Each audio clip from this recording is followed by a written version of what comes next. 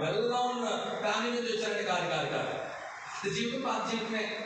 ఇదంతా ఏ శిక్షణ కొత్త జీవితం పట్టండి చెప్పండి. చెప్పాం కదా, మీ కథ మారాలి అని అంటే పాటల్లో వర్ణించడం కాదు, దేవుని కథ కింద దగ్గర వచ్చినప్పుడు నీ కథను మారుస్తాడు. ఆమె గమనించండి, అంత భయంకరమైన పేదరికం.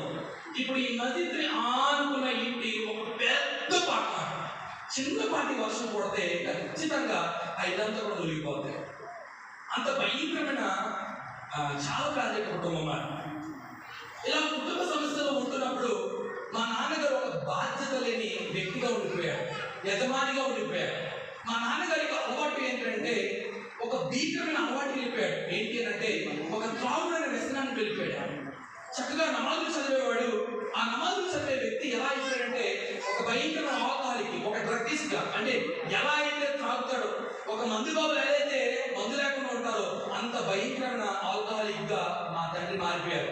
ఇంటికి వచ్చేవారు కాదు. మేము వెతుక్కుంటూ వెళ్ళి మా నాన్నగారు ఎక్కడ ఉన్నారో చూసుకొని మేము ఇంటికి తీసుకొచ్చేవాడు. నెత్తి మీద నాకు ఒక టోపీ పైజామా ఉండేది. ఊరంతా కూడా చిన్న పూజారి అనేవారు. అంటే చిన్న ఇమాం గారు చిన్న సాహిబ్ గారు అని అనేవారు. ఎందుకోసం ఇక్కడికి వచ్చిన కుటుంబం సాహిబ్ కుటుంబం కనుక. అయితే మా నాన్నగారు ఇంటికి తీసుకొచ్చి మా నాన్నగారితో ఎన్నో విషయాలు చెప్పాం, కానీ అయినా సరే ఆయనలో మార్పు లేదు. జీవితం చూస్తే చాలా చిన్నదిగా ఉన్నది, బ్రతుకు చూస్తే చాలా దయనీయంగా ఉన్నది, ఇల్లు చూస్తే పడిపోయేలాగా ఉన్నది. ఒక భయంకరమైన పేదరిక కుటుంబం. ఆడు జోడు లేకుండా ఇక ఎన్నాళ్ళు ఇంటిని గడపడం అని మా అమ్మగారు అప్పట్లో ఆమె ఒక నిర్ణయం తీసుకొని ఒక మాట మా తాతయ్య గారి దగ్గరికి వచ్చి, मैं इधर ही रहता हूँ, हमारे बच्चा के कुछ नहीं पढ़ी और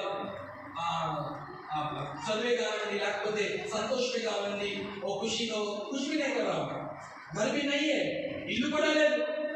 ఈ తాటకి ఇంట్లో ఎన్ని సంవత్సరాలు ఉండాలి? అందరూ ఇల్లు కట్టుకుంటారు, అందరు బిడ్డలు చక్కగా చదువుకుంటున్నారు.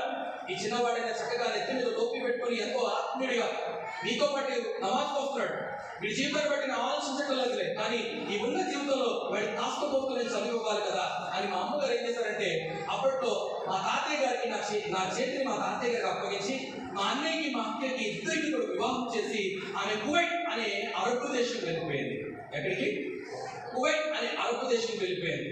సరే, మా అన్నయ్యకి పెళ్లి చేసుకున్నారు కదా, మా వదిన గారు మాకు కాస్త కొంచెం సహాయం చేస్తుంది, మాకు వండి పెడుతుందని అనుకుంటే మా వదిన గారు ఏం చేశారంటే పెళ్ళైన నెల బాగానే ఉంది.